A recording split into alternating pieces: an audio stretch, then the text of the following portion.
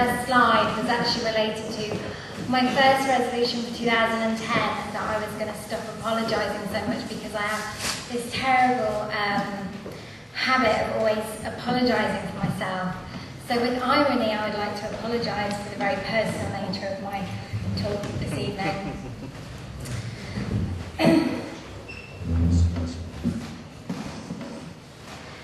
Beware the Jabberwock, my son, the jaws that bite, the claws that catch. Beware the Jub-Jub, bird and shun, the frumious bandersnatch. He took his vorpal sword in hand, long time the Maxome foe had sought. So rested he by the tum-tum tree, and stood a while in thought. And as in uffish thought he stood, the Jabberwock, with eyes of flame, came whiffling through the tawdry wood, and burbled as it came. 1, 2, 1, 2, and through. The vorpal blade went snicker-snack, he left it dead, and with its head he went galumphing back. I managed that, and with wine. That's amazing.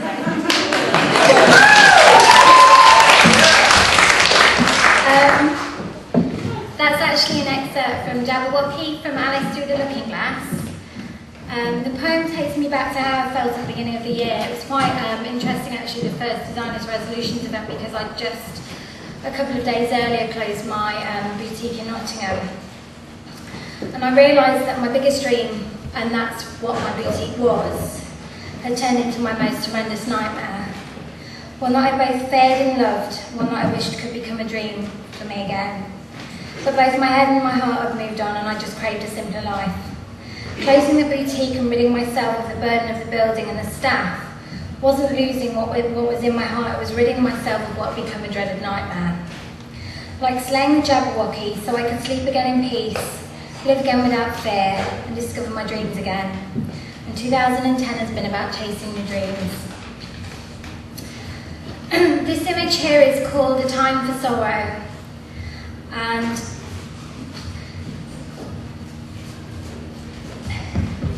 it's actually by an artist called Mary Marr, and it's from 1994. Freud maintained the notion that the dream fundamentally acts as the guardian of sleep. But I believe that dreams act as the guardian for my reality. Of every day that I live and breathe, my dreams act as my guardian through the darkness. This image, A Time for Sorrow, is part of Mar's tribute to her mother, and she quotes, "My mother's memory remains in myriad things that surround me, whether in some drawing pins I happen to be using, or a 100-year-old tree I am passing by." I think this is true of people that have passed and people that are still with us. Every part of my daily reality and dreams are influenced by the memories and love for those close people that surround me. This is actually a picture I took a couple of weeks ago, and it's a piece of artwork on a wall in Sherwood. And I was actually, I was in the car with my father, and I saw this, and it really upset me, and I said, stop the car, I really need to take a photograph of this, I need this for my presentation. In every creative discipline, dreams are embraced, whether it be art, music, film or literature. Dreams are beauty, imagination and escape. But what are the dreamers who dare to dream, frowned upon by daring to feel alive by their very own imaginations, left to wander alone in the labyrinth of our own mind's creations? We need to stick together to protect and cherish our own work and each other's. This isn't acceptable, and we can't believe that it's too late for changes to happen. I was really saddened by seeing this, and my dad said, well, you know, this is just how it is today. It's too late.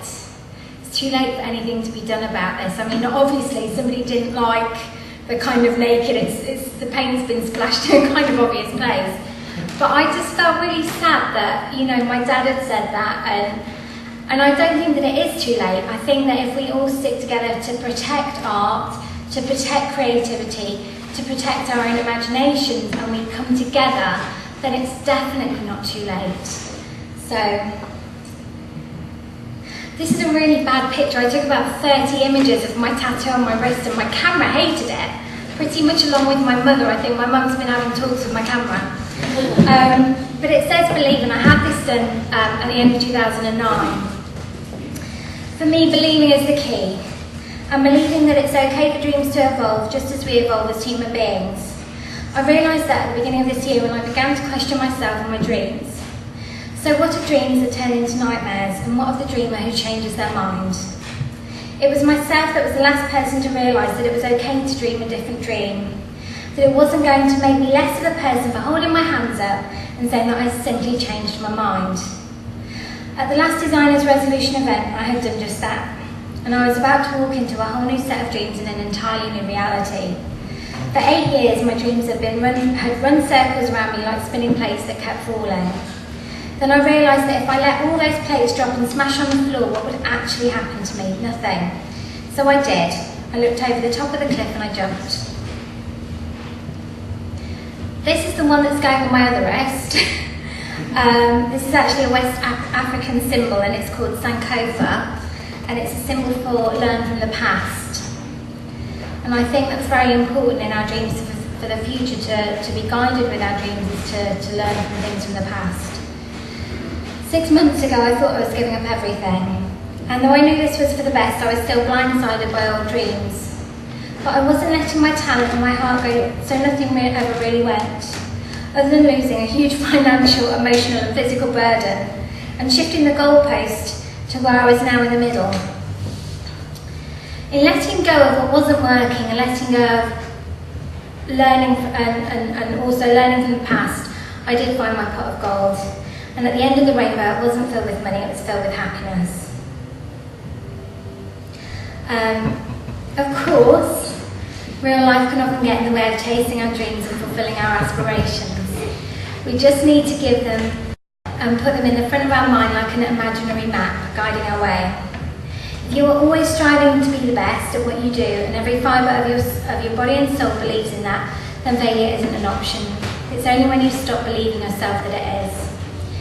I decided 2010 was going to be an amazing year, and so far it has been. Along with Make or Taxi from the film that you just saw from Regenerate, I'm in the final 5 for UK Young Fashion Entrepreneur of the Year.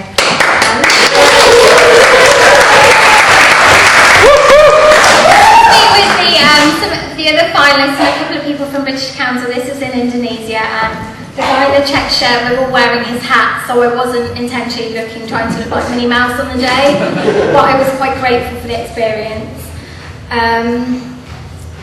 So we had the opportunity to go to Indonesia on a tour last March. The Independent voted Eternal Spirits as number 11 in the 50 best lingerie brands, above Agent Provocateur and Myla.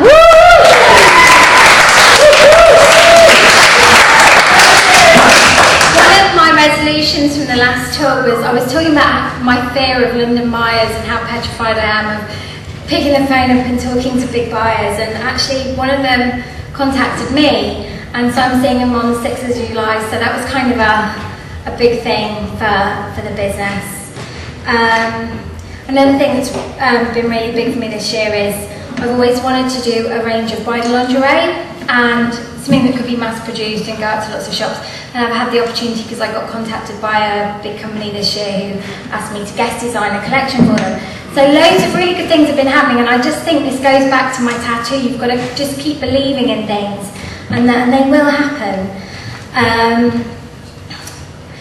My order books are fuller than ever before, and that's weird with me working from home and closing the shop, so it was definitely the right sort of leap of faith. And before any of these things could happen, I needed to make some big changes and not knowing where they would lead. Not only in work, those of you that know me know that I'm pretty much a workaholic, and I've actually got the next 3 days off, which is kind of everybody else's equivalent of a sabbatical, I think. Not only in work, but I've found the most amazing work and life balance. I've been able to cherish time so much more with my amazing friends and family. Oh, there's the Independent. And restore my health almost back to full working order. Love my work again, and in all the chaos of starting a new life, the best thing that happened to me was to fall in love with the most amazing person I've ever met.